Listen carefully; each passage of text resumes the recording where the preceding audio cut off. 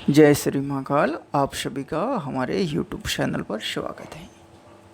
आज आपको बता रहे हैं कि अगर कोई भी जैसे पिशाचिनी हैं, डाकिनी हैं, उनका प्रयोग करते हैं तो कोई भी जैसे स्त्री, मैं आज विशेषकर स्त्री के लिए बताऊंगा ये साधनाएं। तो स्त्रियां हैं वो अगर किसी को ऐसा प्रयोग करती है तो किस प्रकार से कर सकती है, और वो स्वयं अगर ऐसे रूप में रहना चाहती है तो वो किस प्रकार से रह सकती है।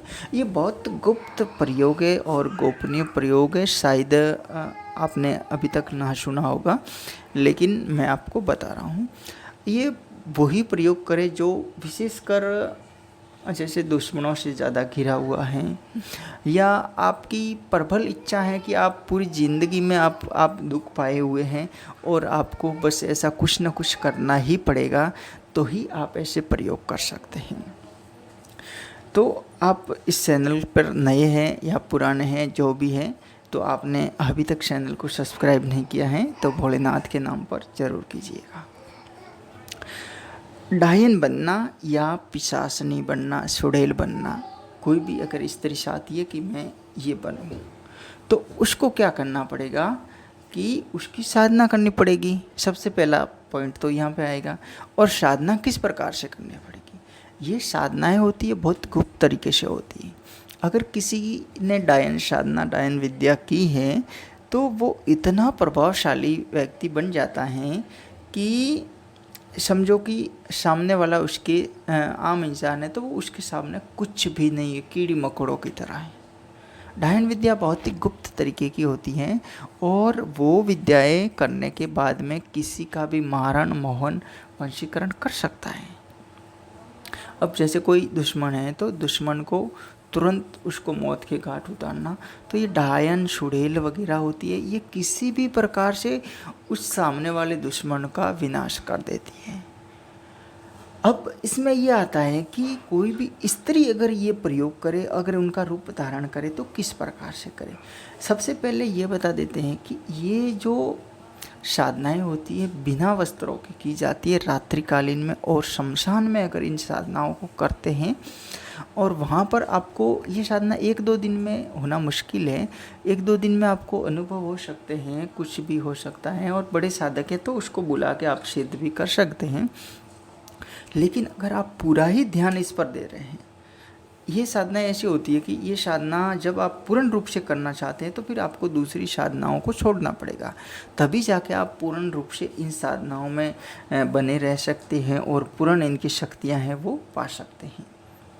नहीं तो ये क्या है, रुष्ट हो जाती है, क्योंकि दूसरी कोई बड़ी शक्तियों की साधना करते हैं तो फिर ये रुष्ट हो जाती है, और क्योंकि ये आपके पास नहीं आ सकती, आपसे कुछ विशेष बात करना चाहेगी तो वो नहीं कर सकती।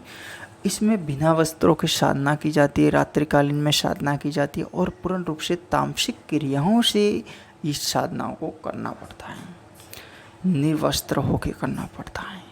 और गुप्त इनके कुछ मंत्र होते हैं, जो मंत्रों का आपको जप करना होता है। मंत्र आप सामान्य भी प्रयोग में ले सकते हैं, इनके नाम से भी कर सकते हैं, किसी भी प्रकार से कर सकते हैं, लेकिन इनकी साधना आपको गुप्त विधान से और मतलब एक उग्र विचारों से करनी पड़ती है। तो कोई स्त्री डायन का रूप पूर्ण रूप से तभी वो धारण कर सकती है जब वो उस डायन का साधना करेगी, तो उस स्त्री को पूर्ण जो शरीर है उसका उस डायन का माध्यम बनाना पड़ेगा, यानी अपना जो पूर्ण जो बॉडी है उसको सौंपना पड़ेगा कि जब भी मैं बोला हो तो मेरे शरीर में रह सकती है और मेरे कुछ कार्य हैं वो कर सकती है, और ऐसे ऐसे जैसे रूपों में, अलग अलग रूपों में, या मेरे रूप से तू इस दुनिया में विचलन कर सकती है, या मेरे रूप से उसके सपन में जाके उसको डरा सकती है, मेरे रूप से इसके रास्ते में आके या रात्रिकालीन में ऐसे कुछ करके भी उसको डरा सकती है।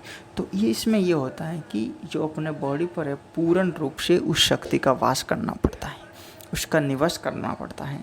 जैसे प्राण प्रतिष्ठा कैसे करते हैं, आपने सुना होगा। प्राण प्रतिष्ठा होती है जिसमें किसी भी शक्ति का जैसे शिवलिंग का या कोई भी मूर्ति वगैरह है, तो उसका प्राण प्रतिष्ठा में यही होता है कि उसका वास अलग अलग किया जाता है। कभी जल में किया जाता है, कभी फलों में किया जाता है, कभी अन्न में किया जाता है। तो इस प्रकार से डायन का या सुड़ेल का पूर्ण रूप से वास अपने शरीर में करना पड़ता है।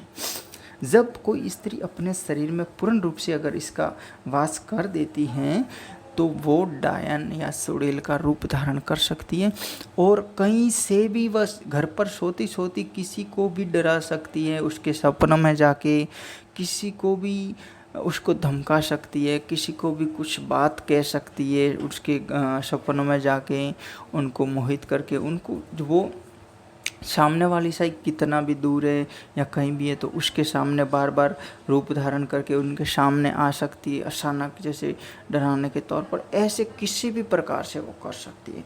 किसी के बच्चों को जैसे मारना है, किसी का कोई एक्सीडेंट करना है या किसी का गला दबाना है, तो वो अलग अलग रूपों में जाके उस घर में जहाँ पे भी जिसका भी विनाश करना होता है उस पर जाके वो ऐसे प्रयोग कर सकती है। ये कलाएं होती हैं, बहुत गुप्त तरीके की कलाएं होती है, करनी पड़ती है। ये केवल बात करने से या कुछ एक दो मंत्र जप करने से नहीं होती, इसमें प्रोसेस होता है। और जब ये प्रोसेस करने बैठते हैं तो इसमें जो साधिकाएँ होती है या साधक होता है, वो क्या होता है कि पूर्ण रूप से अपना जीवन का जो होता है जीवन जो लक्ष्य होता है पूर्ण रूप से उसमें लगाना पड़ता है। बिना उसमें लगाए वो शक्तियाँ हासिल जितना चाहेंगे उतना नहीं हो सकती। फिर ये होता है कि जब इंसान की मृत्यु वगैरह होगी तब भी अगर उसके पास में दूसरी शक्तियाँ तो होगी नहीं, क्योंकि जो भी शक्तियाँ हैं वही होती हैं। तो जब उसकी मृत्यु वगैरह होगी वो आत्मा है उन शक्तियों के साथ में वास कर देती है, क्योंकि उसने पहले उनका घर बना दिया ना उसके बॉडी में, तो वो उसका एक साथी हो गया। जब यार दोस्त होते हैं उस प्रकार से वो हो गया।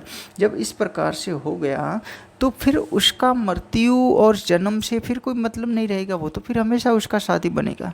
क्योंकि अगर जीवन में जीते जीवन में उसने आपका साथ दिया है तो वो भी शक्ति चाहती है कि इसकी आत्मा भी इसकी मृत्यु के बाद में मेरा एक मतलब संख्या बढ़ाने में मदद करेगी।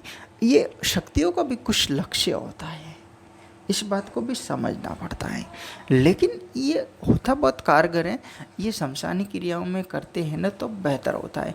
अगर आप शमशानी क्रियाओं में भी ऐसे नहीं करते हैं और किसी एकांत शून्य घरों में सुनसान है कोई ऐसी जगहों में करते हैं जहाँ पर पूर्ण रूप से ब्लैक मैजिक के तौर पर कारगर किया जाता है, ऐसी क्रियाएं तभी कोई करे जो पूर्ण रूप से इस लेवल में शरीर को ढाल दे। फिर उसके परिवार से उसको लेना देना नहीं रखना पड़ता है। अगर परिवार से कुछ लेना देना रखना है या किसी प्रकार से, तो फिर हो सकता है कि उसके परिवार में उनके बच्चों पर भी कोई आफत आ जाती है।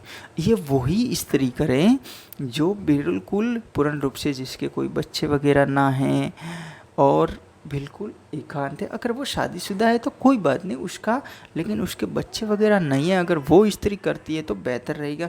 क्योंकि जो बाल बच्चों वाली है अगर वो करती है तो फिर हो सकता है कि उसके बच्चों को भी समस्या हो और उनके फिर परिवार में ये समस्या बनी रहती है, कुछ ना कुछ वो मरने के बाद में भी कुछ ना कुछ बनी रहती है। तो हम यही कहेंगे कि अगर ये वो स्त्री करे जिसके बाल बच्चे ना हैं, शादीशुदा सा है या नहीं है उससे मतलब नहीं है, लेकिन बिना बाल बच्चों वाली अगर करेगी तो बेहतर रहेगा और उसको पूरा जीवन फिर इसी में देना पड़ेगा। फिर अगर आप ये साधना सिद्ध हो गई तो फिर समझो जो चाहेंगे वो हो जाएंगे और एक महापिशाचनी का रूप स्वयं धारण करेगी। महाडाकिनी जो जैसा मतलब करना चाहेगी वैसा कर सकती हैं। ये होता है शक्तियों का कुछ विशेष। ऐसे बहुत सारी शक्तियाँ होती है। पिछला जैसे अगर कोई आदमी करना चाहता है तो ये आदमी भी इस शेड्यूल में कर सकता है, ऐसी बात नहीं है कि कोई मतलब पुरुष या महिला ही करे, पुरुष भी कर सकता है, इसमें कोई बात नहीं। अगर पुरुष भी कोई जैसे जिन्नात जिन्नात को अपने शरीर पर बैठाना चाहता है या किसी पिशाच को बैठाना चाहता है तो वो भी कर सकता है। लेकिन वो स्त्री शक्ति को अगर बैठाना चाहता है तो वो इसकी एक साथी बन के रहती है, वो इसकी साथी बन के रह सकती हैं। लेकिन वो फिर वो मतलब जैसे स्वयं के रूप जैसा समझते वैसा नहीं कर सकता। उसकी साथी बन के वो उसका साथ जरूर दे सकती है। लेकिन अगर पुरुष है तो वो भी ऐसी साधनाएं कर सकता है। आपको शायद ये वीडियो बहुत बड़ा हो गया है। आपको ये वीडियो कैसा लगा, अच्छा लगा तो ज़रूर बताएं। कमेंट बॉक्स में हर हर महादेव ज़रूर लिखिएगा। वीडियो को लाइक शेयर और चैनल को सब्सक्राइब कीजिएगा।